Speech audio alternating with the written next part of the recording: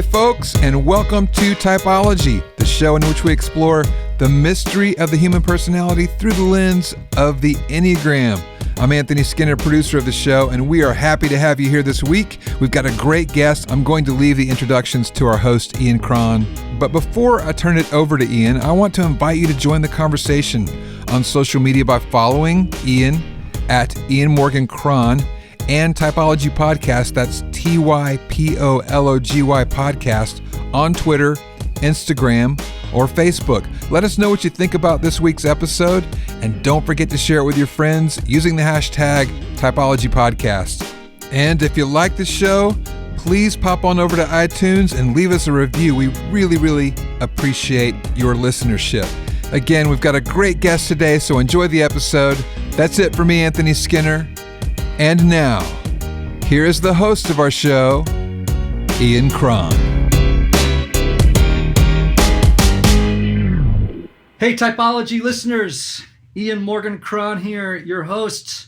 And today, I am so delighted to bring back my rabbi, Evan Moffic. Many of you will remember when we began Typology, Evan was an important presence and voice for us, and it's been a long time, and I'm excited to have him back to catch up, but also to hear about some of the really important things he's doing and writing about. Let me tell you about my Rabbi Evan Moffic.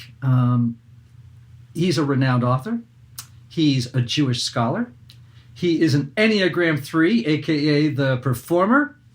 To prove it, not that other types couldn't do this, but he's a high honors graduate of Stanford University. He's the youngest rabbi of a major congregation in the United States. And for our sake, or for our purposes today, he loves and uses the Enneagram to support his own journey toward personal transformation and as a tool in his work with other people as well.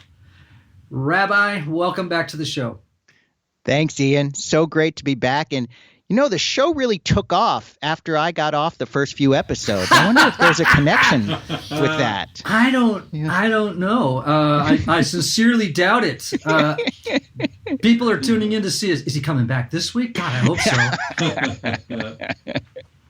All right. So you have a brand new book out, right? In January of 2019, it dropped. Tell everybody the title, and then tell me where the title comes from.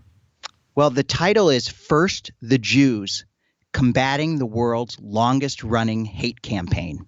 And it's about anti-Semitism, which is such a timely topic, which is really hostility and hatred of Jews.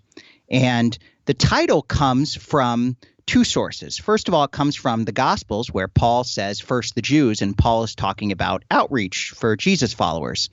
But I'm using the title as First the Jews, in that the hate that starts against Jews never ends with Jews. That when a society has anti-Semitism, we know that they really discriminate against others as well. So I'm looking at anti-Semitism, but I'm also looking at it as a window into all the other forms of racism and discrimination that we're seeing around in our country and around the world.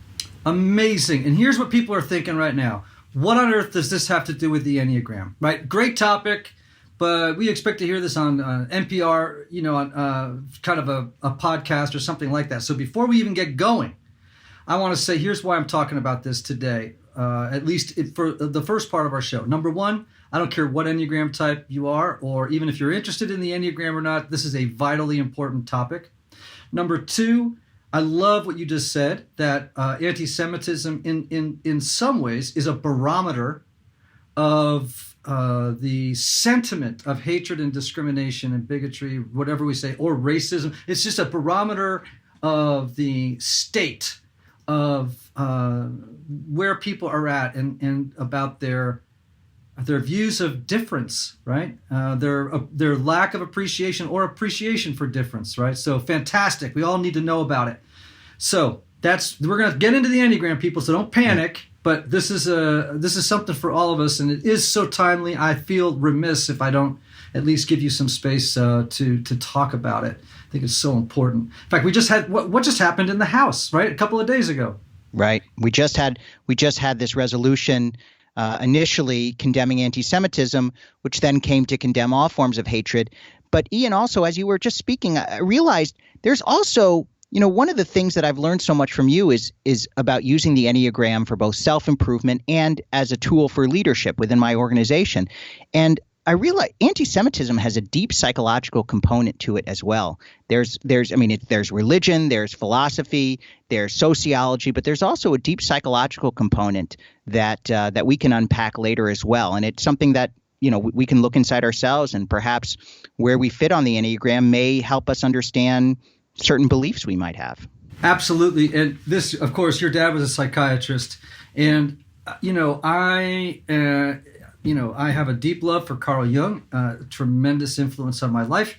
And if we don't get to it, people should at some point read about the shadow and how so many of our projections they emerge from our shadow. Pieces of ourselves we don't own or want to own, we tend to use in the form of scapegoating, right? Mm-hmm. And so when the collective shadow goes bad and people en masse start to scapegoat out of their unacknowledged shadows, that's where we get things like anti-Semitism, racism of all kinds, sexism, homophobia. I mean, all this material ends up getting externalized instead of our dealing with it directly and using it as a way to avoid the problems within our group.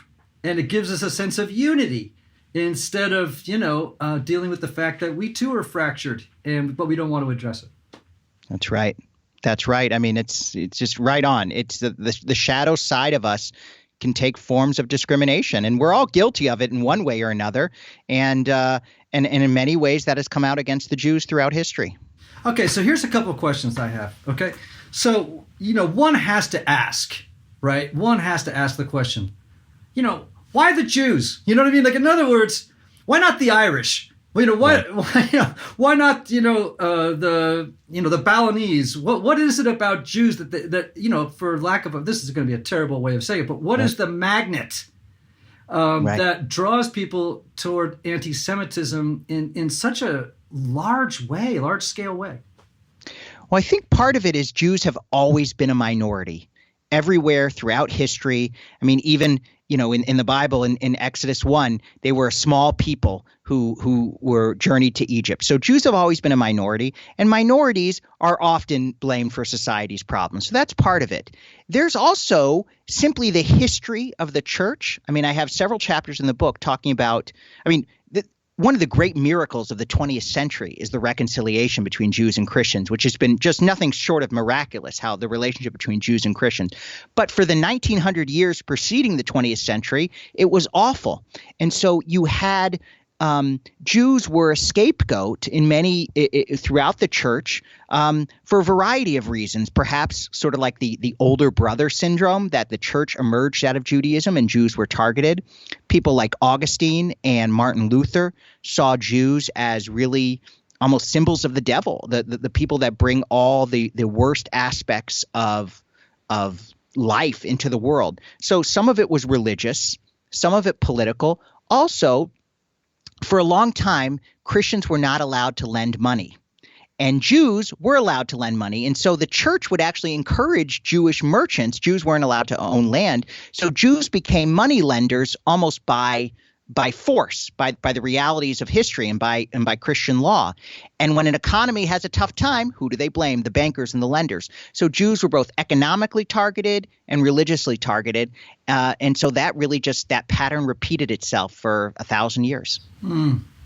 So my question is, I'd like to think we're becoming increasingly enlightened or people who are living in a more civilized, self-aware age, but apparently not, because, we see it in Europe, we see it in the United States. Why is anti-Semitism on the rise now? Well, I think we live in a very confusing time. I mean, one of the beauties of the Enneagram is it helps us make sense of the world around us and the people around us. And we're all confused and anxious. I mean, I think back, I've been at the same synagogue where I've been leading for 10 years. Mm. And I look back at the challenges that I had 10 years ago and the kind of world that I started at the synagogue in 2009. It's completely changed. life moves so fast. The world is becoming so global. I mean, people, when my kids were born, I have a 12-year-old and a 10-year-old. I didn't think they'd be spending all day staring into little phone screens, and that's what they do, unfortunately. I should be doing more to stop them. But I didn't picture that. The world has changed so immensely. And in times of change and confusion, I think we look for some kind of stability. We look for ways of explaining our confusion. And Jews are often targeted in that during these kinds of times. And that's part of it. Another part is simply the reality of what's happening in the Middle East. There's a lot of instability. There was tension between the United States and Israel for a long time. There's tension between Israel and its neighbors. So, there's just different forces that have made this ancient hatred more alive again. All right, so let's get down to brass tacks. What do we got to do to begin to unwind and reverse the momentum of anti-Semitism in the world? Because I just, how do we do it? Well, I think one thing is to just be more aware of it. I mean, the truth is, when I wrote my first book, What Every Christian Needs to Know About the Jewishness of Jesus, I recognized that there was a lot of sort of old stereotypes within the church, that Jews killed Jesus and, Jews did certain practices. There was a long time people believed that, matzah was made from the blood of Christian children. I mean, this stereotype proceeded into the 20th century. So there was a lot of just sort of misunderstanding. So I think just understanding the history of anti-Semitism is one big point. Speaking out against it. Calling it out when we see it. And I think that's happening right now in the news. Also, interfaith partnerships. I mean, one of the great benefits, joys, I mean, you kindly introduced me as your rabbi, and I'm just so honored by that. And I've been able to have relationship with pastors and imams that are just really rich and deep. I think that's a big part of it. Also, my dad, who you mentioned is a psychiatrist, just wrote a book on Islamophobia. So I actually think fighting Islamophobia, fighting other forms of hatred is actually good for fighting anti-Semitism as well. So really trying to create a society where we honor differences, just like we honor different numbers of the Enneagram. One number is not better than the other. They're different, and that difference enriches us. I think the same thing is true with religion, and we have to kind of get back to that model. Well, if we get time, toward the end of the show, let's revisit the collective shadow, because I think every number on the Enneagram, if they want to experience genuinely deep transformation, have to do shadow work. And it's hard work, man. We don't want it. Sometimes we don't want to acknowledge that part of ourselves. We all want to think of ourselves as great, good, moral human beings. And truth is, we have to acknowledge in Hebrew, it's called the Yetzer Hara, the evil inclination. And the evil inclination is a part of all of us. In fact, I mean, God created us with the Yetzer HaTov, the good inclination, and the Yetzer Hara, the evil inclination. And we wouldn't be fully human without both of them. Oh my gosh. I could argue or make a case or we could explore together what those two terms mean through the lens of each Enneagram type, right? So if not now, in another show. Love that. Yes. Right, absolutely. Okay. So I want to ask you about the rise of extremism in the world. Before we go into the Enneagram, what do you think just in general? I mean, it's not just extremism, as it regards anti-Semitism or, there's extremism just seems to be the language of the day. Mm-hmm. Well, I think part of it is the kind of confusion that we see around us. I remember reading a book about 20 years ago called Jihad versus McWorld. And it was a sort of the idea was that the more global a society becomes, the more extremist certain elements become as well, as a kind of reaction to this global society. So I think we're seeing some of that come out, that extremism is a way of making sense of a changing world. So I think that's part of it. Also, with social media, extreme voices are often elevated. They get more attention. They stand out. I mean, even in certain marketing, we're told, you want to make a strong case. You want to be extreme in your language because that gets attention. So I think that that's a big part of it. Extremist voices gain attention. And some of it also has to do, I mean, this is maybe getting a little too political or economic, but there's such a growing divide between rich and poor. And I think that there's people who lash out against that. We're living in this sort of increasingly stratified society. And so I think extremism is just a way of reacting to it. And again, Jews are often the first, if you look up scapegoat, you might just see a picture of a Jewish person because Jews have always been a scapegoat. So I think that rise of extremism also leads to a rise of anti-Semitism. Absolutely. And I think we beyond just the Jewish people, right? There are numerous targets for people who are anxious and are doing a lot of projecting toward gay people, toward black people, toward people of it doesn't matter. People become targets, and I think one of the beauties of the Enneagram is it helps us become more self-aware, to own our dark side, and to begin to live with just more compassion, and as I just mentioned earlier, appreciation for difference. So I want to encourage everybody to buy Evan's book, First the Jews, Combating the World's Longest Running Hate Campaign, because I have not read it yet because I haven't had a chance, but I'm going to because I think this is such a timely and important topic. Thank you. Ian, would you say that you have to own your dark side, the shadow side, before you can really be fully human and aware? Yes. Yeah. That's what I thought. Yeah, I really do. I feel like without facing your shadow, you literally live in a state of disintegration. And now the root word integrity comes from integritas, meaning wholeness. Maybe another word would be shalom, right? If we can think of the word, is that fair to say that wholeness and shalom fit together? 100, not even just, it's not even theoretical. The word shalom comes from the word shalem, l'shalem, which means to complete, to make whole. So absolutely, wholeness and shalom are the same thing. So as long as you have material parts of yourself that you despise, that you throw into the shadow, and it's autonomous. It then has free reign to do whatever it wants in your unconscious world. And then you start to behave in ways that you can't understand. And then, God forbid, it falls into a whole group of people that in the collective begins to do groupthink, right? And then the shadow becomes projected outwardly instead of everybody's, because they're afraid of going into the shadow and owning what's there and making peace with it. Right.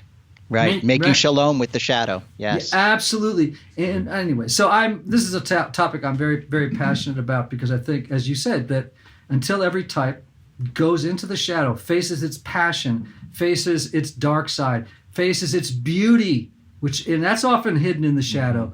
Right. So we have to, go in there. It's a part of the journey. But as Jung said, a person who hasn't passed through the furnace of their passions, hasn't done their work. And one of my favorite Jung quotes, of course, and this is amazing. He says, "What you most need to know can be found in the place you least want to look." That's beautiful. Yeah. That you have to go. You have to go to that place where you feel the most resistance. Yep. And when you go there, I like that. That could be a good book, Making Peace with the Dark Side. Yeah. Yeah. Yeah, absolutely. And of course, every great hero story is all about it, whether Luke has to go see Darth Vader, right, or Odysseus has to go and walk through actually a series of encounters with the shadow, and Dante has to go through hell. Has to go. Yeah, I mean, this is how we become whole, but it takes a great deal of courage for every type to do that. So you're an Enneagram 3. Yes. What I'm curious to know is, how does this rise in anti-Semitism and extremism, how does it affect you as a 3? Well, I've thought a lot about it, and I think as a 3, I'm always looking forward. I'm always looking at progress. And I think part of that is also I'm just a generally optimistic, happy guy. I think maybe that goes together with 3s. I'm always trying to improve and grow and believe in that. And I kind of think, when I think about anti-Semitism, I feel angry because it feels like we've gone backwards. When I was ordained as a rabbi in 2006, and when I grew up, went to college in the 90s. It was a great time. I didn't experience any anti-Semitism, really. I mean, maybe I grew up a little bit too protected, but I didn't experience anti-Semitism at all. Nobody talked about it. And then over the last 3 to 4 years, I hear it everywhere. I see it everywhere. People come to me. I saw it in 2015, 2016. So as a 3, I just feel increasingly disappointed and pessimistic, and it's kind of shattering my way of looking at the world. Now, 3s go to the low side of 9 when they're in stress, right? Which means that they kind of can become depressed. They can, begin to not practice self-care. They lose confidence. They can narcotize like a 9 can do in a bad space. They can lay on the couch, grab the remote, check out, and sort of withdraw. And just lose all that characteristic optimism and forward thinking. Have you had that experience? Yes, I've definitely gone through that a few times, where just felt totally turned off. I remember participating in a march. It was a civil rights kind of march, and I think it was 2016. I think. And I remember I was walking together with another person, and the person was just saying almost, I don't think he was aware of it, but the comments were so anti-Semitic. It was sort of about Jewish power and what Jews had done throughout history. And this was a person I was marching with as part of a social justice gathering. And I'm thinking to myself, oh my God, here's somebody who I respect, or at least thought I should respect, and is saying these kind of things. And I remember just the plane ride back, and then the next few days just feeling so out of sorts that these kind of views that I thought were outside the mainstream are now being spouted by people that I respect. So definitely have gone to that dark place. And then when you try to have meaningful dialogue, you sometimes feel like, did the person hear anything I said? So that's definitely gotten me down. So how do 3s pull themselves out of the spiral of going to the low side of 9 and stress? Well, you say, I'm going to write a book, and everybody's going to read that book, and they'll learn everything they need to know. That's right. Right, because 3s are experts at spinning either real or perceived failure into a success somehow, right? Absolutely. This is going to be the topic of my next book. I mean, it is kind of true, because I really started thinking about this book, even though it was just published here in 2019. I started thinking about it in 2015. I'm like, well, I'm seeing this, so I'm going to have to teach everybody, and I'm going to have to get everybody more aware of this, And actually, when I first started talking about the book with my publisher, they're like, well, I'm not sure there's so much interest in this. It's not that big a topic. Now, of course, it's huge, but it really, I really did believe, and I still do, that doing more education, speaking out about it. I mean, it's interesting, as I've been promoting the book, as you know, you kind of have to do, I've been on shows that were ultra conservative and shows that were ultra liberal, and I'm kind of trying to give the same kind of message. So I do feel like I'm making some sort of a dent. It's almost like 10 steps forward, 9 steps back. But I do think this was part of my way of restoring a little bit of optimism to write this book. Oh, I love that, because you're also describing where a 9 goes when, a 3, gosh, let me get my numbers right here. Where a 3 goes when they're healthy, which is to the high side of 6. And one of that things is building community, forging alliances, which is what you're so brilliant at, which is how do I forge alliances with people of other faiths so that we can create a more harmonious and better world. And so you're really a living exemplar of what it means to be a healthy 3, which is I'm a doer, I'm going to get out there, I'm going to do it. And it's not about my success per se, although in your worst moments it probably is. Of course. Right? But in your best moments, it's in service, not to your own success, but to the success of all. Yeah. I think that's so true, and it does feel that way. I remember, well, first of all, I do kind of, maybe this somewhat falls as a 3, but I'm generally optimistic. I try to think the best of most human beings, and I do think most people don't want to hate other people. I think we all have a shadow side, of course, but within the in Judaism, the Yetzer HaTov, the good inclination, can, with the right sublimation, as Freud would say, the Yetzer Hara can fuel the Yetzer HaTov, the good inclination. So I think with education, people can be better and people do want to improve. So that gives me hope. And also, I do think I remember being interviewed on a radio program, and it was going on. And, this was sort of a smaller radio program. So I was like, why am I spending so much time doing this? And I was thinking to myself, I have to educate. I have to be there. This is not about me. This is not about selling more books and all this. This is about really trying to get a message out there that I don't hear being said that, this is a spiritual issue. Anti-Semitism is something we all have to be more aware of and educated about as Americans, as Christians, as Jews. This is something we have to stand up against. And that kind of larger message has kept me going.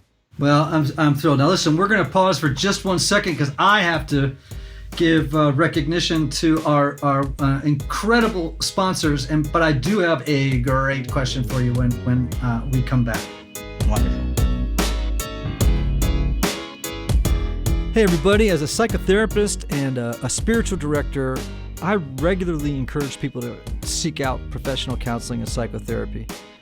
And one of the lessons I've learned over the years is that not everybody benefits from a traditional 50-minute hour or from even the typical weekly sessions.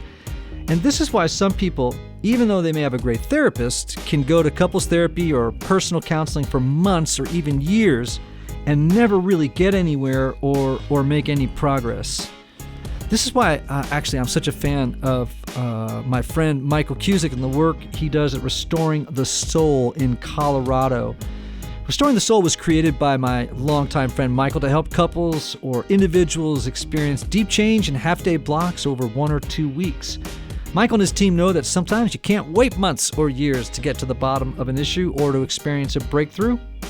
So, if you're looking to get out of the rut you're in, but can't wait months or years, here's what I want you to do. I want you to call Restoring the Soul today for a free consultation at 303-932-9777 and learn how their intensive counseling process can jumpstart your journey or launch you to a whole new place. And as a special bonus just for Typology listeners, make sure to visit www.restoringthesoul.com/typology to download their PDF called 5 Ways Unaddressed Trauma May Be Derailing Your Relationship. Now, back to our interview. So, one of my favorite autobiographies of all time is Elie Wiesel's book, All Rivers Run to the Sea, right? It's if you have never read All Rivers Run to the Sea, you are really missing out. I encourage you to read it. I thoroughly enjoy it, and I have great admiration for the now deceased Elie Wiesel, Nobel Prize winner, Auschwitz survivor, just an amazing human being. He had that, of course, that really now famous quote: "God made man because he loves stories." Tell me what that means from the Jewish perspective. Like that's clearly embedded, the idea of story in the importance of story. Tell me about that. Life is story. The way we understand our lives is we see them as a story. Our history is story. I mean, and what Elie Wiesel came out of the Hasidic religious tradition, which was a movement that started in Eastern Europe in the 18th century. And what the Hasidic Rebbes, their rabbis, did was they taught through story. They were reaction to the very strict Litvak rabbis who taught through laws. And they said, this is what you have to do, and they were very logical. And the Hasids said, let's tell stories. Stories reveal what we should do and what we should believe and how to live. And so Elie Wiesel took that idea of the storyteller and brought it to the world. And I think he was right. I mean, whenever I give a sermon, I imagine this was true with you, nobody remembers the actual point that I made. They remember the story that I told. Absolutely. So in your work, and you've said this to me before, but it's in your bio as well. And I want to just talk to you about it. It says in your bio that you love and find joy in helping people of all faiths live a better story. What does that mean? To me, it means that we understand the significance of our lives. That as a rabbi, I mean, I can teach people beliefs and practices and traditions, and that's incredibly important.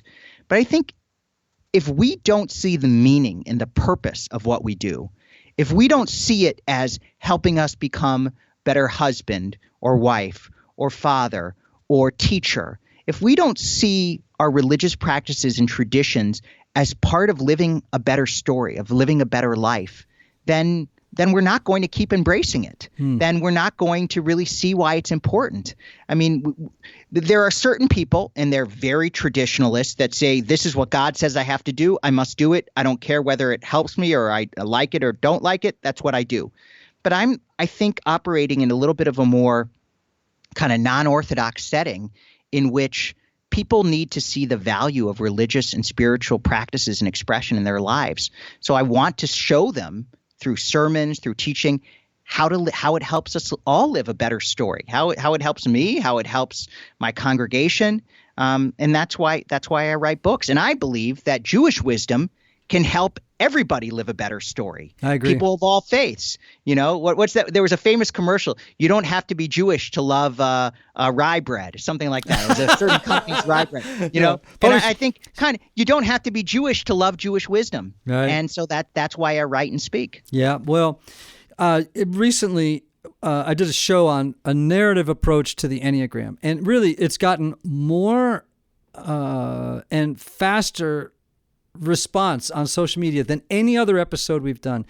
And this new book that I'm working on is sort of approaching the Enneagram from a story perspective. So my premise is the Enneagram traditionally has been understood as a personality typing system, but I would argue that it is as much about stories that people inhabit, because we can't, from childhood forward, we understand our lives narratively. If we didn't, we would psychologically break apart. It's what gives us a sense of coherence and identity to have a story, right? Right. So I believe that in many ways, the most sacred question you can ask somebody, apart from being a cheesy pickup line, is what's your story? I mean, that's an amazing thing. So for you as a 3, for 3s in general, what's your story?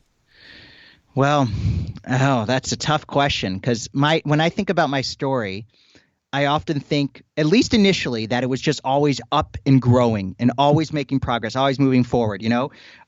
Went to high school, went to a great university, did well, went to rabbinical school. And then the traditional story in the rabbinate, I don't know if this was as true in the world of being a minister, but you start as an assistant rabbi to large congregation. Then you go to your own small congregation. Then when you're about 45, you go to your mega large congregation and you're the leader of this great community.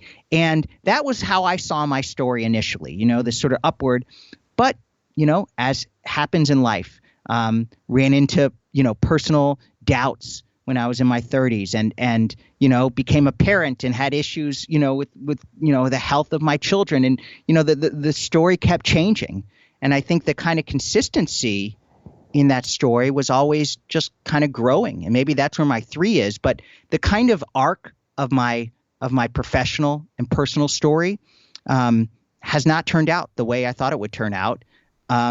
But in a way, it's turned out better, I think, or at least that's my 3 talking, that it's turned out how it's supposed to be turned out. And I love thinking of my life in that way, because I think we human beings, we're meant to think in story.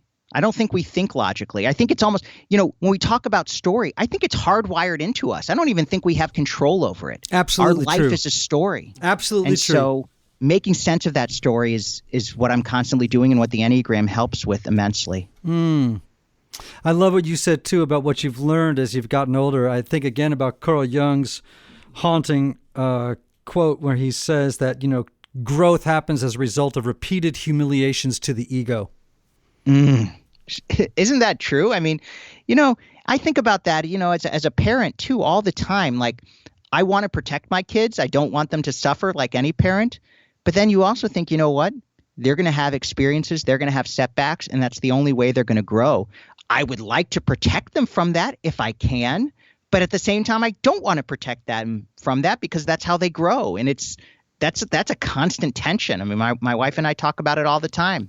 How do we help them live their story, and how do we help them learn and grow? So Richard Rohr, a friend of mine, he's a Catholic priest. He has a great line. He says, spirituality, The word spirituality is about what you do with your suffering. And I think I just think that's such a rich idea. So for you, as a 3 on the Enneagram, I think there's a good story and there's a bad story, right?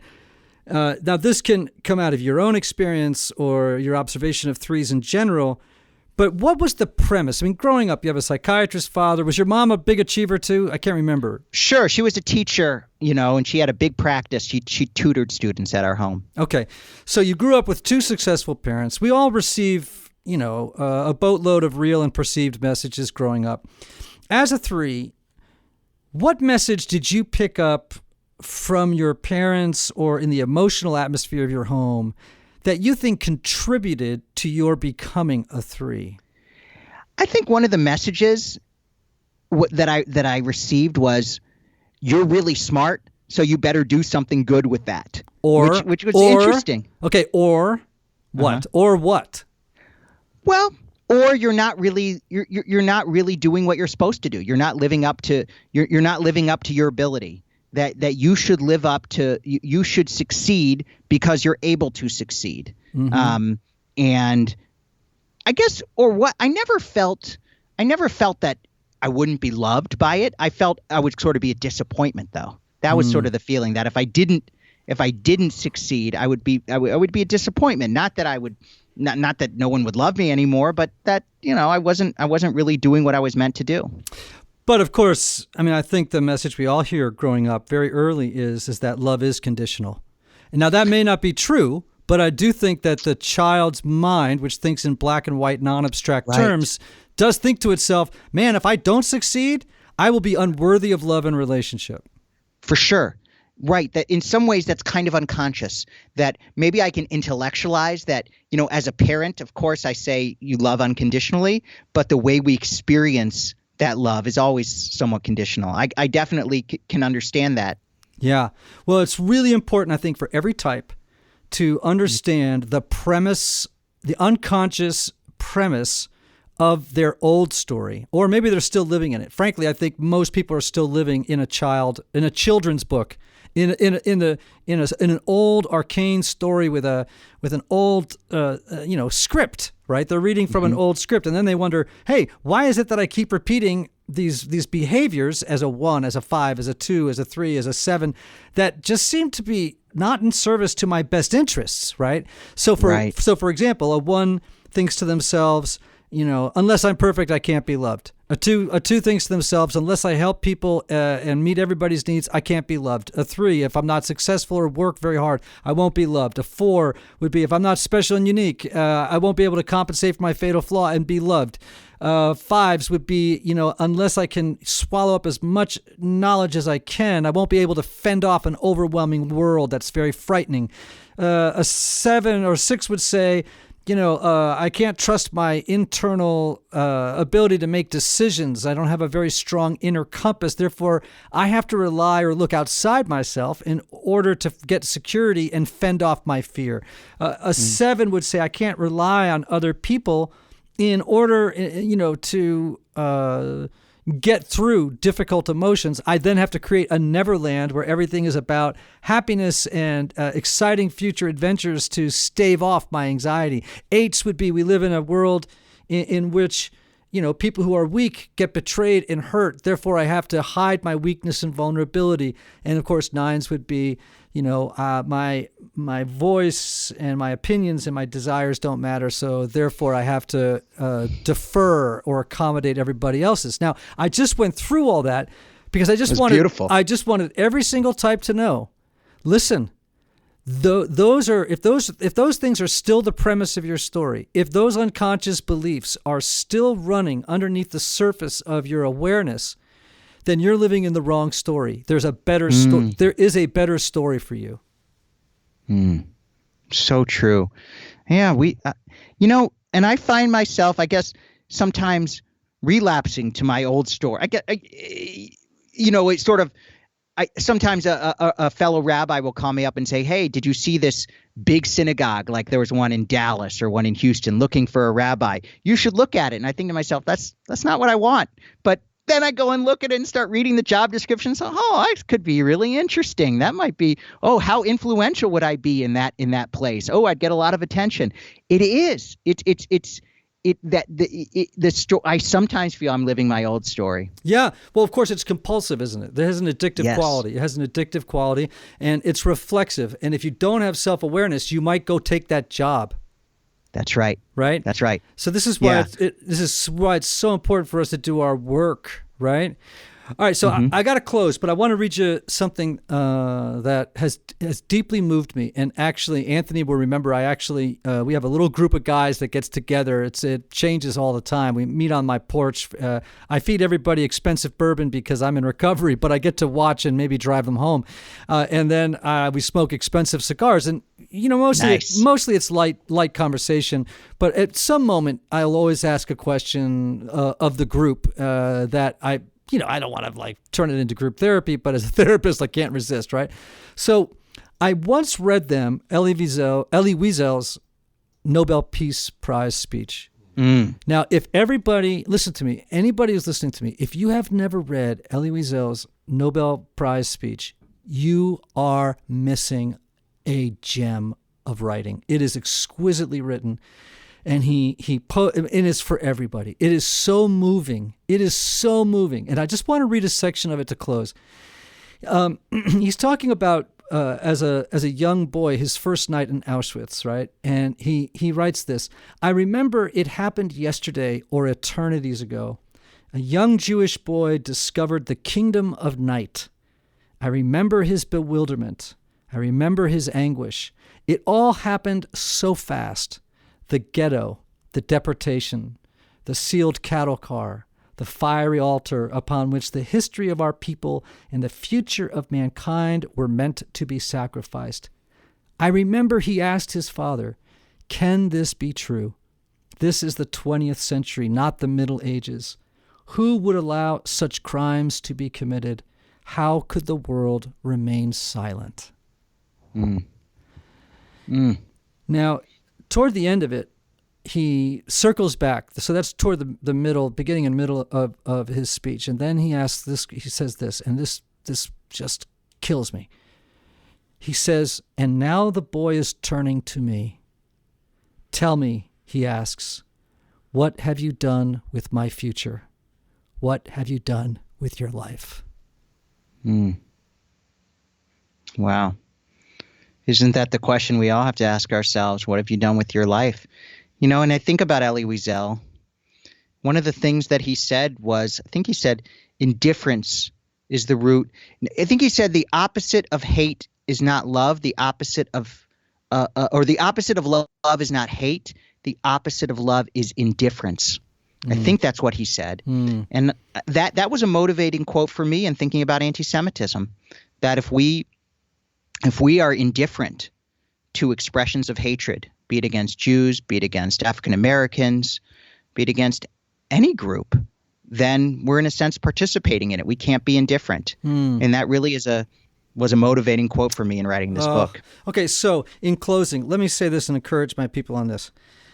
People tend to think that the Enneagram is just about inner work, and I don't believe that's true. On one level, yes, we have to do our inner work, but it's in service to learning how to love and improve the world and make the world a better. It's not all about me, right? It's not a narcissistic exercise.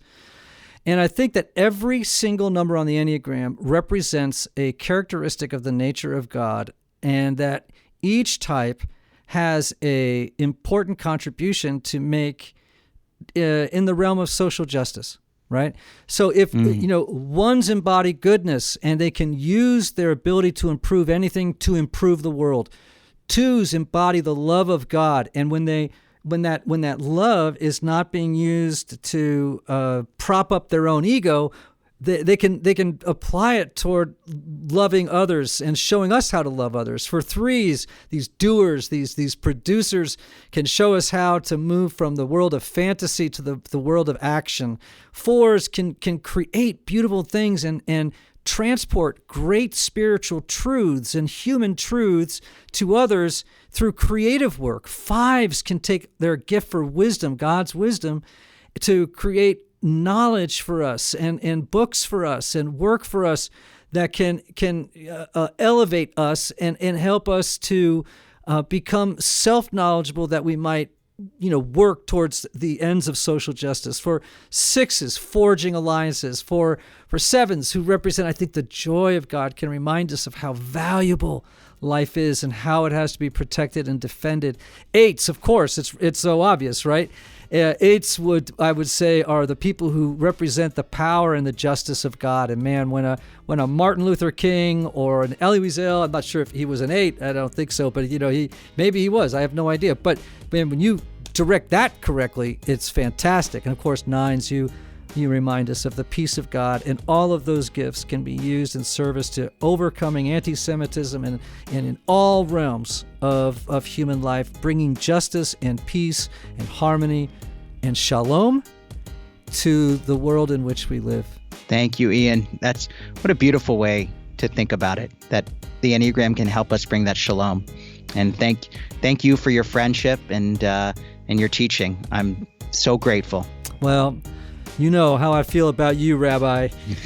You know what I'm saying? You bring a great deal of joy to my life, and just knowing that you're out in the world. We don't talk as much as I'd like, but it's just always a comfort to know that people like you and others like you are out there, kicking back at the darkness. Thank you. Yeah. Peace and love to you, my friend. Peace to you too. Talk to you soon. And remember, my friends, in the words of the great Oscar Wilde, be yourself. Everybody else is already taken.